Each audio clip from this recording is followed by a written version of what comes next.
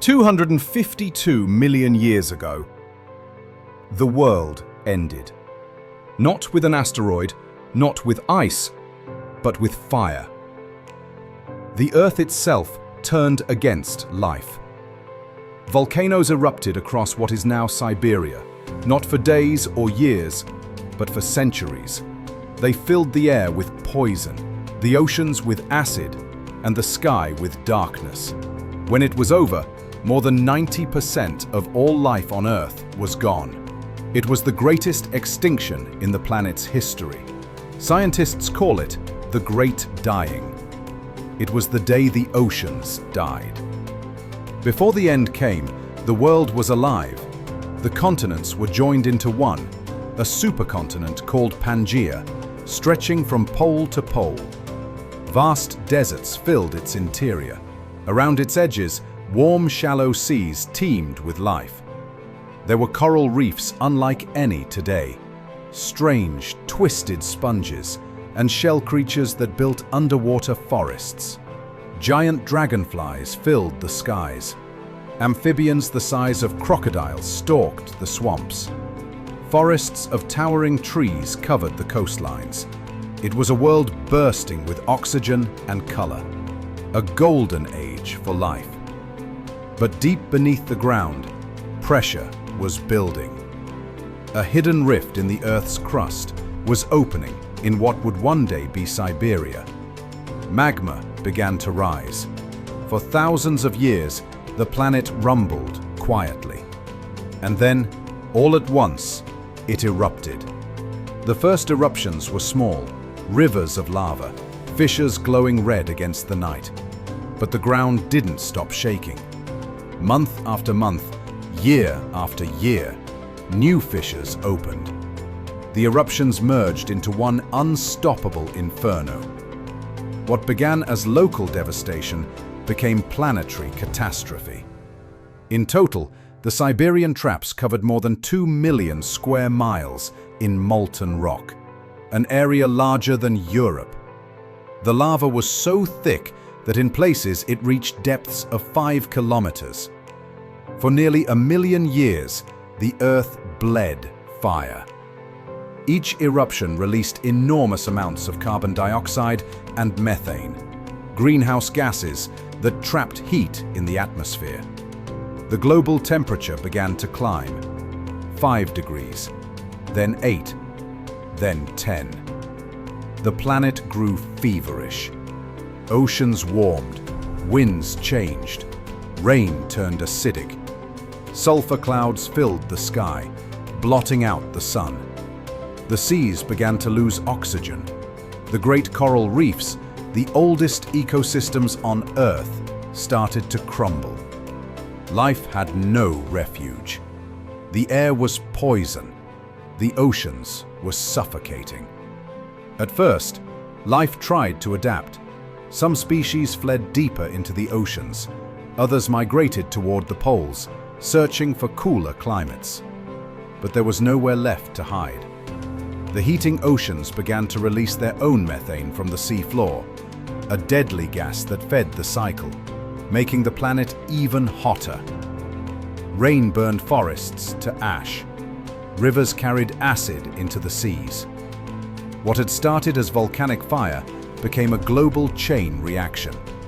The balance that had sustained life for hundreds of millions of years was breaking apart. Plants withered.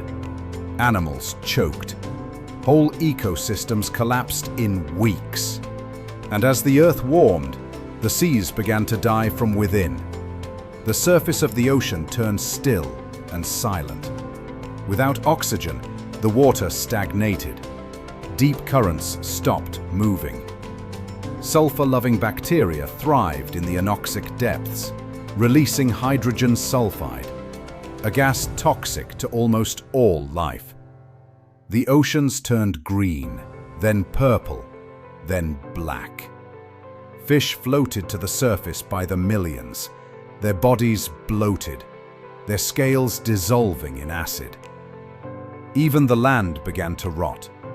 Wind carried the stench of death for thousands of miles. Ash fell like snow over forests of dying trees.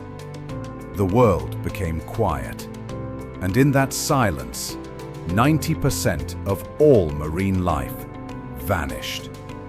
For the creatures that lived through it, there was no understanding, no explanation. Life simply ended. Reptiles, amphibians, insects, coral, plankton, entire branches of evolution were erased. It was the closest Earth has ever come to becoming a dead planet.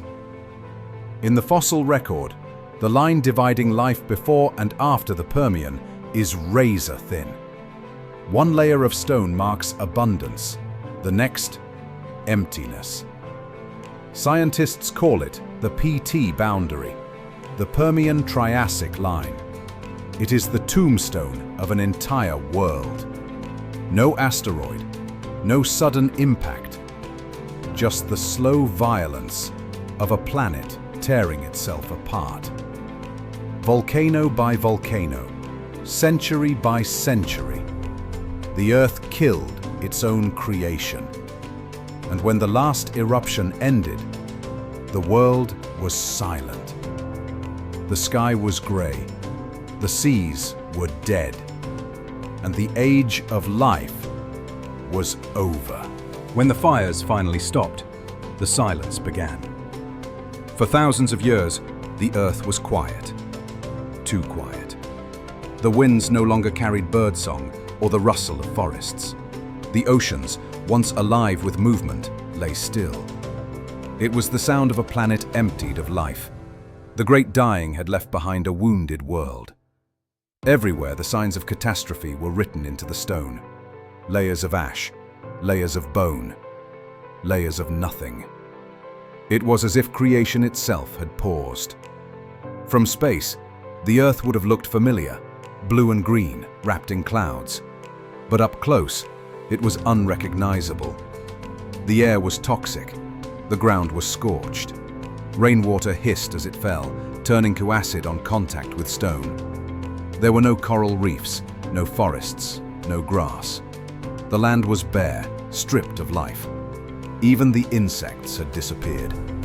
For the first and only time in Earth's history, the buzzing of flies and the hum of bees were gone. The very air had fallen silent. On land, temperatures soared. Without vegetation to absorb carbon dioxide, heat built unchecked. The soil turned to dust, the rivers to mud, the lakes to brine. The few surviving animals sought shelter underground or in caves, burrowing deep to escape the searing air. Among them were small reptile-like creatures, ancestors of mammals. Their survival would one day make our own possible. But above the ground, death ruled. The great amphibians that had once dominated the wetlands were gone. The towering forests of the Carboniferous were reduced to ash. With no trees, the air grew thin. Oxygen levels fell to some of the lowest in Earth's history, barely half of what we breathe today. Every breath was a struggle.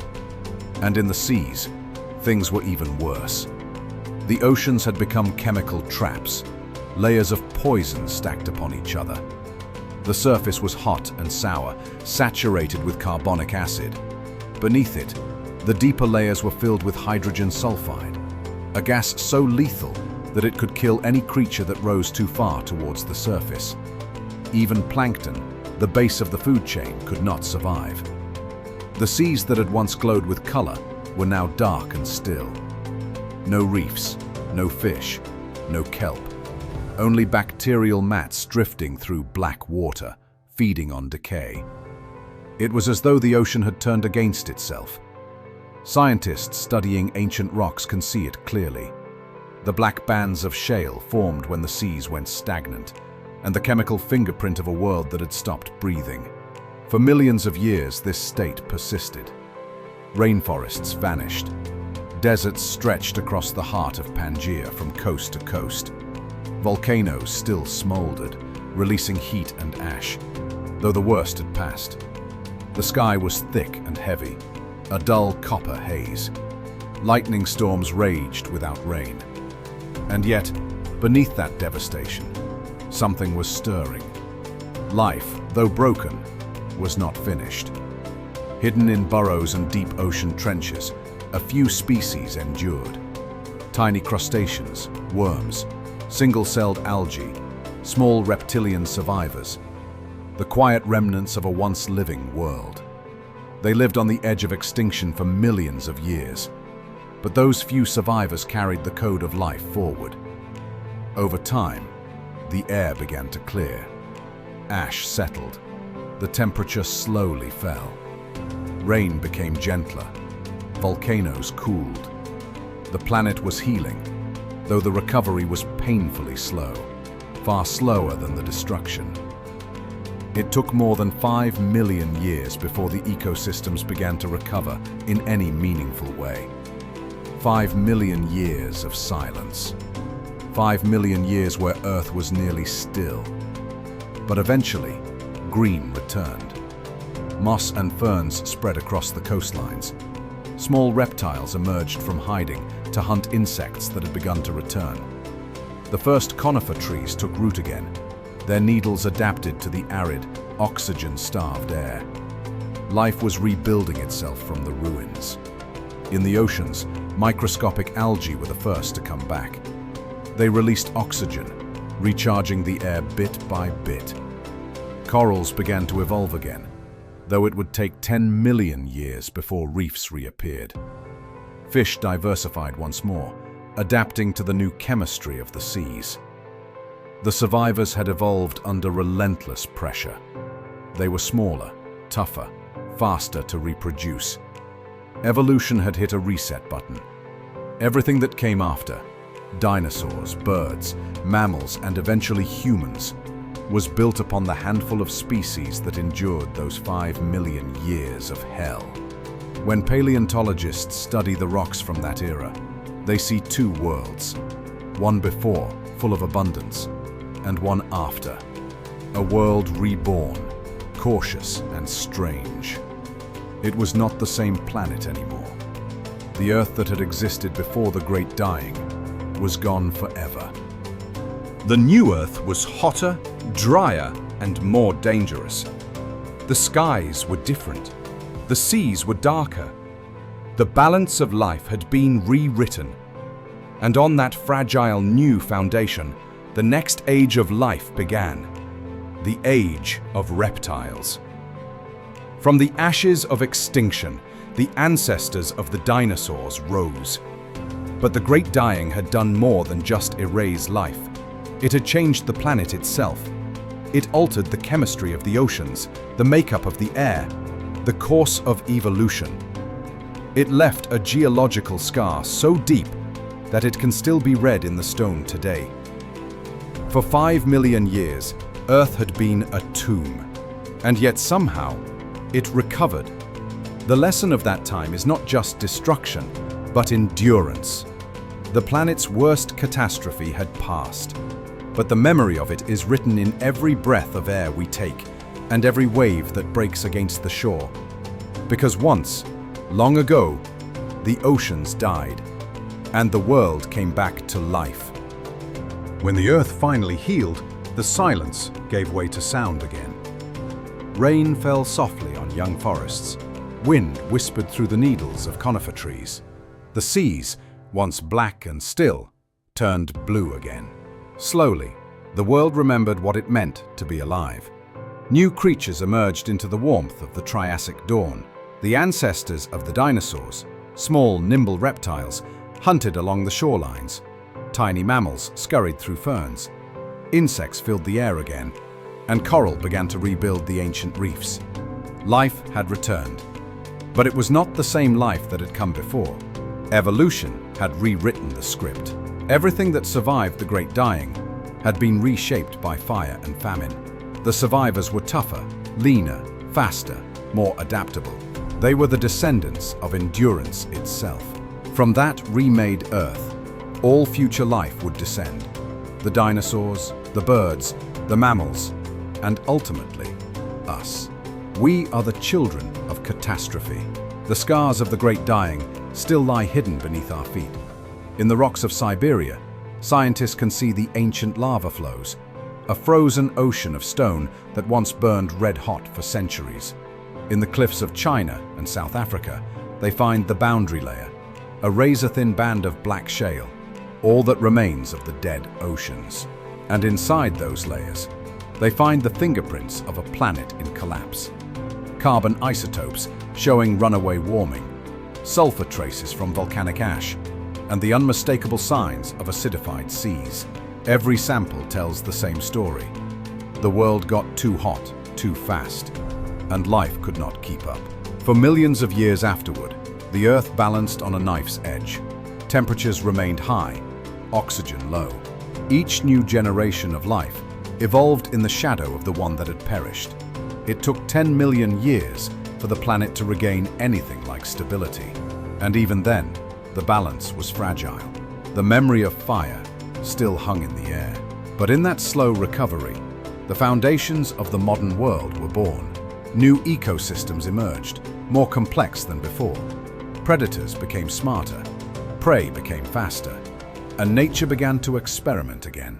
The extinction had cleared the slate, and from that emptiness, life learned resilience. Today, scientists study the Great Dying not as a distant tragedy, but as a mirror, because the forces that ended that ancient world are stirring again. Rising carbon dioxide, warming oceans, falling oxygen levels, mass extinction. The same chain of cause and effect that once erased 90% of life is now happening in slow motion, driven not by volcanoes, but by us. The rate of carbon released today rivals what happened at the end of the Permian. The chemistry of the modern ocean is changing in ways eerily similar to that time. And just like before, the reefs are dying first. We are watching, in real time, the early stages of another great dying. But the story of the Permian tells us something vital. It tells us that the Earth will survive. The question is whether we will. The planet has endured fire, ice, poison, and silence. It has been through worse than anything humanity can imagine. Life always returns, but it does not return the same. If we continue to push the planet's systems beyond their limits, the Earth will simply begin again without us. It will erase what it must and rebuild in its own time.